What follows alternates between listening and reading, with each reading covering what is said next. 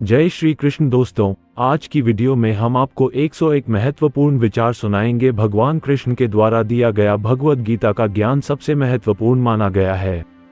कहा जाता है, इसमें जिंदगी के हर पहलुओं का सार मिलता है। गीता के उपदेशों का अनुसरण करने वाला व्यक्ति जीवन में कभी असफल नहीं होता है। तो चलिए शुरू करते हैं हमारी वीडियो को पहले विचार से। 1. श्री कृष्ण कहते हैं, मैं किसी का भाग्य नहीं बनाता, हर कोई अपना भाग्य खुद बनाता है। आप आज जो भी कर्म कर रहे हो उसका फल आपको कल प्राप्त होगा, और आज जो आपका भाग्य है वो आपके द्वारा पहले किए गए कर्मों का फल है। 2. गीता में लिखा है, सरल व्यक्ति के साथ किया गया छल आपकी बर्बादी के सारे द्वार खोल देता है। चाहे आप कितने भी बड़ी शतरंज के खिलाड़ी क्यों ना हो, लेकिन सरल व्यक्ति के साथ किए गए छल के परिणाम आपको भुगतने ही पड़ेंगे। 3. मुश्किलें केवल बेहतरीन लोगों के हिस्से में आती है, क्योंकि वही लोग उसे बेहतरीन तरीके से अंजाम देने की ताकत रखते हैं। 4. निर्णय लेते समय ना ज्यादा खुश हो ना ज्यादा दुखी हो, ये दोनों परिस्थितियां आपको सही निर्णय लेने नहीं देती। 5. अच्छे कर्म करने के बावजूद भी लोग केवल आपकी बुराइयां ही याद रखेंगे, इसलिए लोग क्या कहते हैं इस पर ध्यान मत दो, तुम अपना कर्म करते रहो। 6. भगवद गीता में कहा गया है कि कर्मों से डरिए, ईश्वर से नहीं, क्योंकि ईश्वर माफ कर देता है लेकिन कर्म कभी माफ नहीं करता। 7. माली पौधों में पानी प्रतिदिन देता है, लेकिन फल सिर्फ मौसम में ही आता है, इसलिए जीवन में धैर्य रखे, हर काम अपने समय पर ही होगा। 8. जीवन ना तो भविष्य में है और ना ही अतीत में है, जीवन तो केवल इस पल में है, अर्थात इस पल का अनुभव ही जीवन है। 9. भगवान श्री कृष्ण कहते हैं कि मैं इस संसार की सुगंध हूँ, अग्नि की ऊष्मा हूँ और समस्त जीवित प्राणियों का आत्मसंयम हूँ। 10. गीता में श्री कृष्ण कहते हैं कि मनुष्य को कभी भी अहंकार नहीं करना चाहिए। अहंकार मनुष्य से वो सब करवाता है जो उसके लिए सही नहीं है। अंत में यह अहंकार ही उसके विनाश का कारण बनता है, इसलिए जीवन में जितना जल्दी हो सके अपना अहंकार त्याग देना चाहिए। 11. श्री कृष्ण कहते हैं कि इस धरती पर कर्मों की चपेट से न तो कोई बचा है और ना ही बचेगा। जिसने जैसा किया है उसे वैसा भरना ही होगा, आज नहीं तो कल उसके कर्म उसके सामने जरूर आएंगे। 12. श्री कृष्ण के अनुसार किसी का साथ ना मिलने पर कभी भी निराश नहीं होना चाहिए, क्योंकि कोई दे या ना दे, ईश्वर हर मुश्किल घड़ी में साथ देता है। 13. किसी के वर्तमान को देखकर उसके भविष्य का मजाक मत उड़ाओ, क्योंकि समय में इतनी शक्ति है कि वो कोयले को भी धीरे धीरे हीरे में बदल देता है। गीता में श्री कृष्ण कहते हैं कि जो मन को नियंत्रित नहीं करते हैं उनके लिए वो शत्रु के समान कार्य करता है। 14. गीता कहती है, सिर्फ दिखावे के लिए अच्छा मत बनो, वो परमात्मा आपको बाहर से नहीं बल्कि भीतर से जानता है। 15. अच्छे लोगों की कृष्ण परीक्षा बहुत लेता है परंतु साथ नहीं छोड़ता, और बुरे लोगों को कृष्ण बहुत कुछ देता है परंतु साथ नहीं देता। 16. जिंदगी में दो लोगों का होना बहुत जरूरी है, एक कृष्ण जो ना लड़े फिर भी जीत पक्की कर दे, दूसरा कर्ण जो हार सामने हो फिर भी साथ ना छोड़े। 17. तू करता वही है जो तू चाहता है, होता वही है जो मैं चाहता हूँ, तू वही कर जो मैं चाहता हूँ, फिर होगा वही जो तू चाहता है।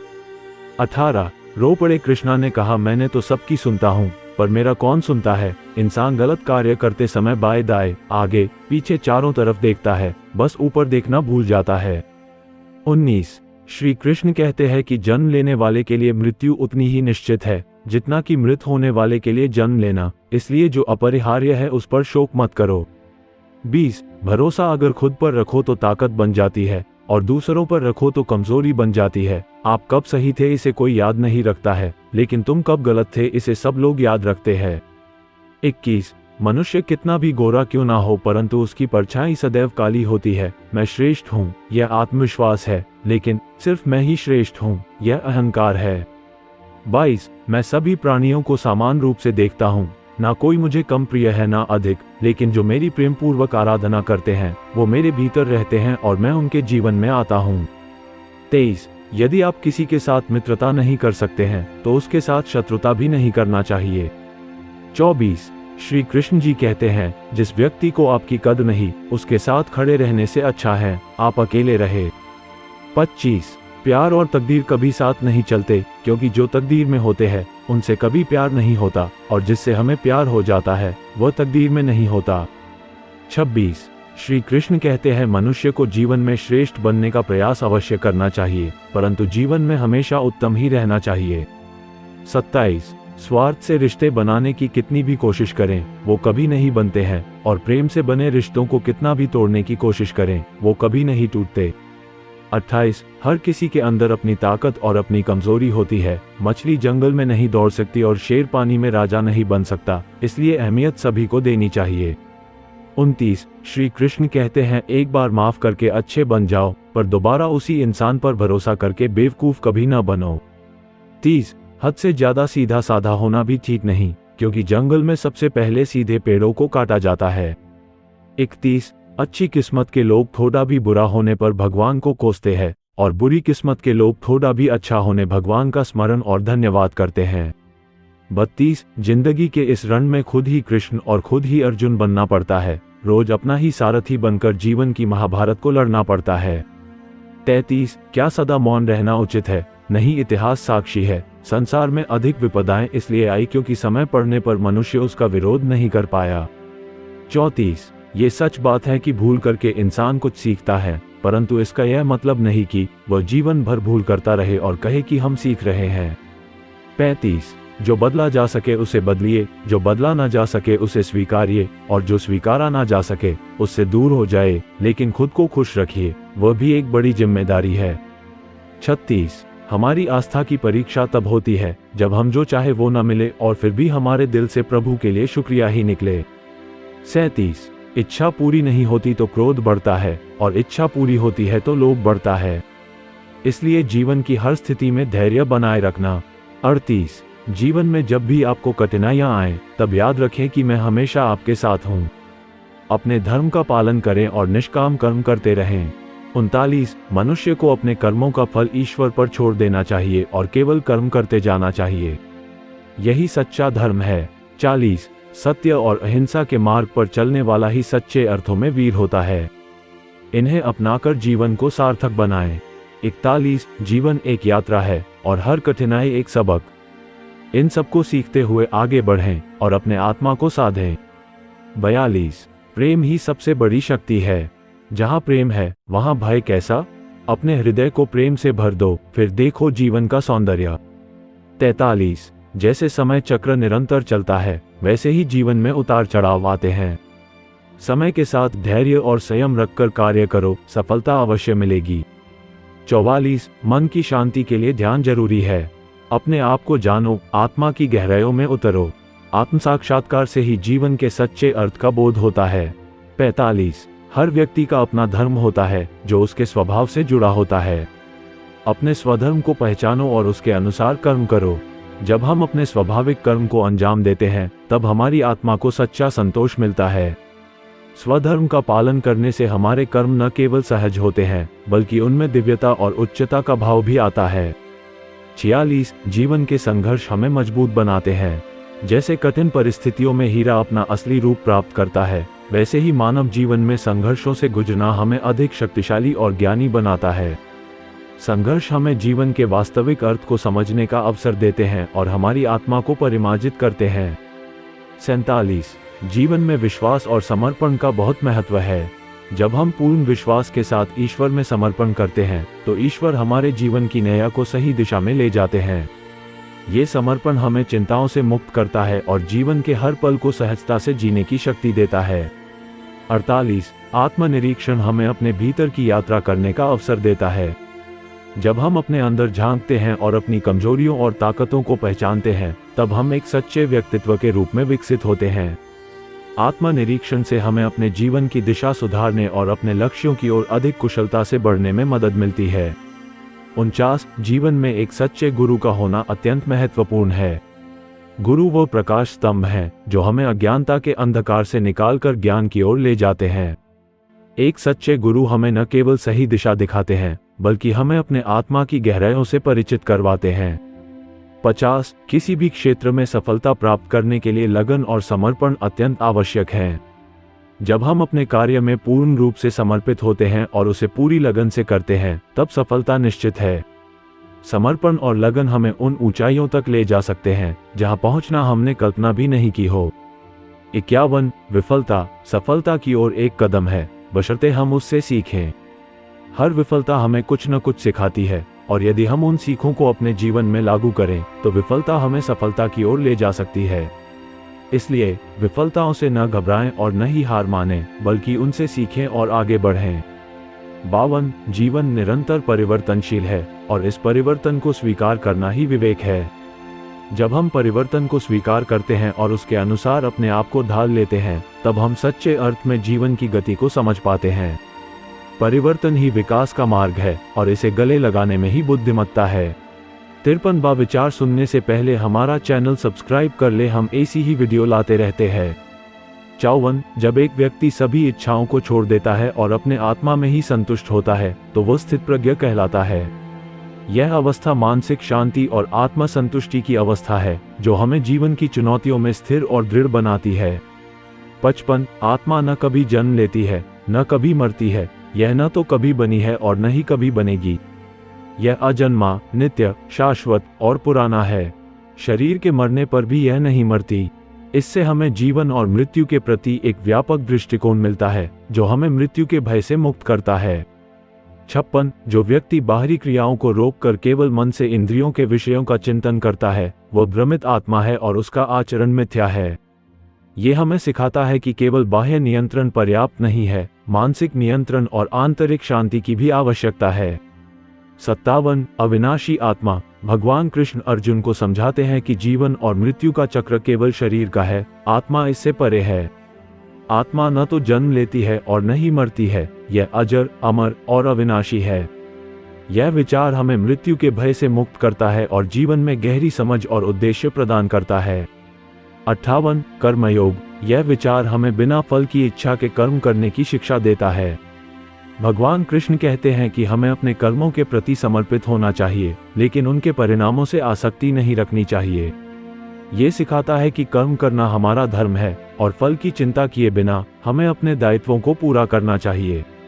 59 स्थितप्रज्ञता यह विचार एक ऐसे व्यक्ति की स्थिति का वर्णन करता है जिसने जीवन में स्थिर बुद्धि और इच्छाओं पर विजय प्राप्त की है। स्थितप्रज्ञ व्यक्ति सुख और दुख, मान और अपमान में संभाव रखता है। ऐसा व्यक्ति बाहरी परिस्थितियों से विचलित नहीं होता और सदैव आत्म साक्षात्कार में स्थिर रहता है।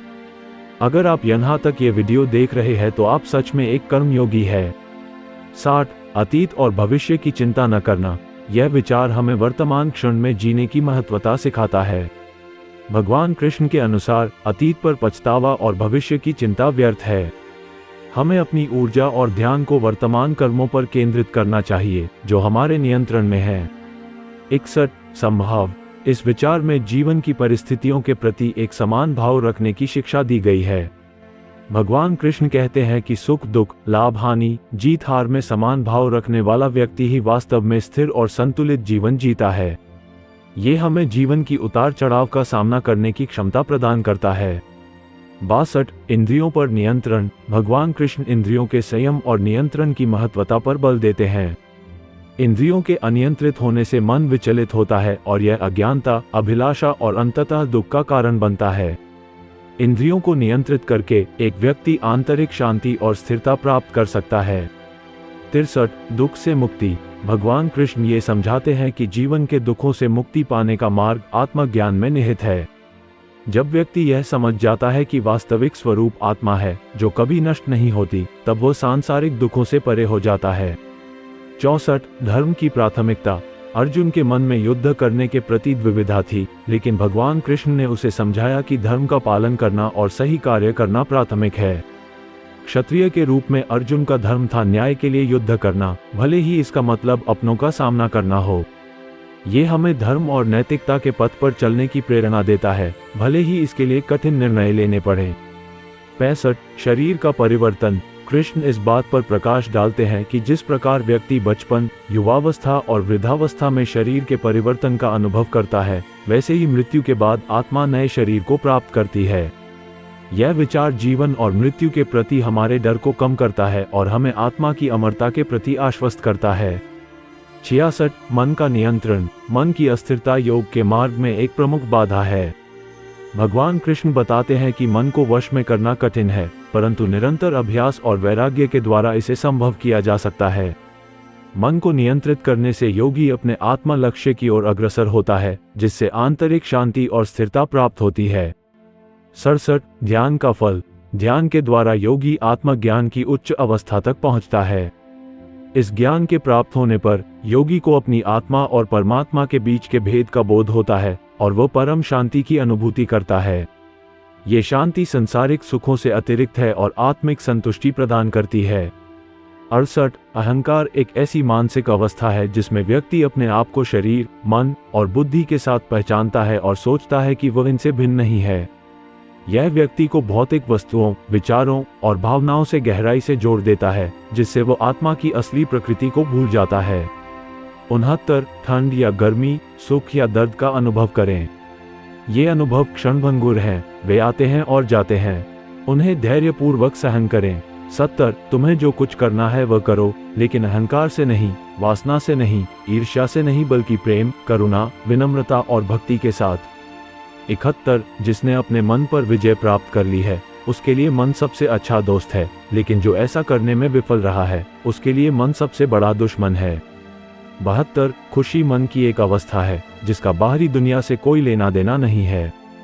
73 तुम व्यर्थ चिंता क्यों करते हो? तुम्हें किससे डर लगता है? तुम्हें कौन मार सकता है? आत्मा न तो जन्मती है और न ही मरती है। 74 अपना दिल अपने काम पर लगाओ, लेकिन उसके प्रतिफल पर कभी नहीं। 75 एकमात्र तरीका जिससे आप मुझे जीत सकते हैं वह प्यार के माध्यम से है, और वहां मैं खुशी से जीत गया हूँ।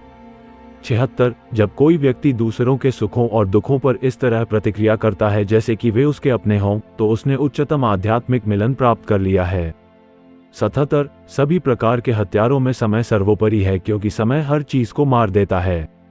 78 मन चंचल है, जब भी मन गलत व्यवहार करेगा तो यह आपकी बात नहीं मानेगा, इसे वापस समस्थिति में लाने के लिए अपनी विवेकशील बुद्धि का उपयोग करें।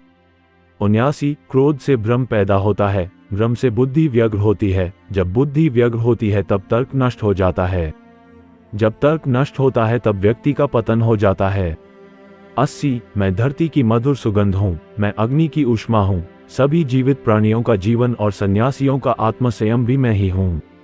81 तुम उसके लिए शोक करते हो जो शोक करने के योग्य ही नहीं होते, और फिर भी ज्ञान की बातें करते हो। बुद्धिमान व्यक्ति ना तो जीवित और ना ही कभी मृत व्यक्ति के लिए शोक करते हैं। 82 अगर आप अपना लक्ष्य पाने में नाकामयाब होते हो तो अपनी रणनीति बदलो, लक्ष्य नहीं। 83 ज्ञानी व्यक्ति ज्ञान और कर्म को एक रूप में देखता है, वही सही मायने में देखता है। 84 बंधन रिश्तों का नहीं एहसासों का होता है, जहां एहसास खत्म वहां रिश्ता खत्म। 85 जिस भी राजा की प्रजा हर वक्त कर की वजह से हर दिन दुखी रहे और जिसे कि अलग अलग तरह के अनर्थ सहने पड़ते हैं, ऐसे सभी राजा की हमेशा से ही हार होती है। 86 उससे कभी मत घबराओ जो हकीकत में है ही नहीं, जो ना कभी था और ना कभी होगा, जो हकीकत में है वो हमेशा से था और उसे कोई भी खत्म नहीं कर सकता। 87 जिस तरह से तेल के खत्म हो जाने पर जला हुआ दीपक भी बुझ जाता है, उसी तरह से कर्म के कमजोर हो जाने पर भाग्य भी खराब हो जाता है।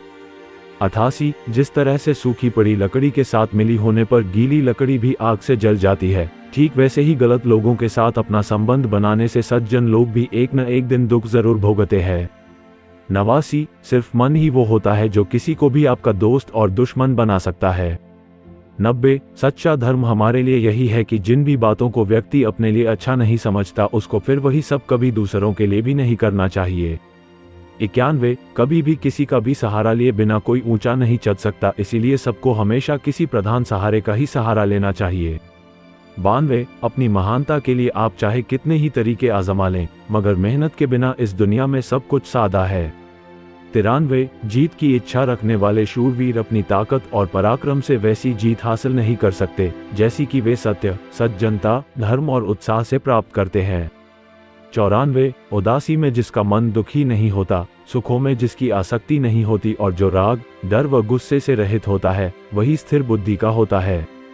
95 जिस तरह से बिना नाविक की नाव जहाँ कहीं भी पानी में बह जाती है और बिना सारथी का रथ चाहे जहाँ चाहे वहाँ भटक सकता है, उसी तरह से सेनापति के बिना सेना का जहाँ मन चाहे वो वहाँ भाग सकती है। 96 मिले हुए पैसों का इस्तेमाल करने में दो गलती हो जाती हैं, जिन्हें हर किसी को ध्यान में रखना ही चाहिए। एक है अपात्र को पैसा देना और दूसरा है सुपात्र को पैसा न देना। 97 जो मुसीबत पड़ने पर कभी दुखी नहीं होता, बल्कि सावधानी के साथ उद्यम का सहारा लेता है और वक्त आने पर दुख भी सह लेता है, उसको उसका दुश्मन कभी भी पराजित नहीं कर सकता। 98 राजधर्म एक नाव के जैसा है, ये नाव धर्म रूपी समुंदर में बसा है और अच्छे गुण ही उस नाव का संचालन करने वाली ताकत है और धर्मशास्त्र ही उस नाव को बांधने वाली रस्सी है। 99 समय सब कुछ बनाता है और समय ही सब कुछ नष्ट कर देता है। समय सभी प्राणियों को जला देता है और समय ही फिर से उस आग को बुझा भी देता है। 100 ना समझ लोग भविष्य में क्या हो सकता है इस पर ध्यान दिए बिना ही अपना काम शुरू कर देते हैं। 101 मीठे शब्दों में कही हुई बात कई तरह से आपका भला करती है, मगर यही अगर खराब शब्दों में कही जाए तो एक विशाल अनर्थ की वजह बन जाती है। दोस्तों, भगवद गीता हमें जीवन के हर पहलू में मार्गदर्शन प्रदान करती है। इन 101 विचारों को अपने जीवन में उतारकर हम एक संतुलित और सफल जीवन जी सकते हैं। अगर आपको यह वीडियो पसंद आया हो तो लाइक करना न भूलें। अधिक ऐसी वीडियो के लिए हमारे चैनल को जरूर सब्सक्राइब और हमारे चैनल पर जाकर या एंड स्क्रीन पर क्लिक करके वीडियो अवश्य देखें। धन्यवाद। जय श्री कृष्ण।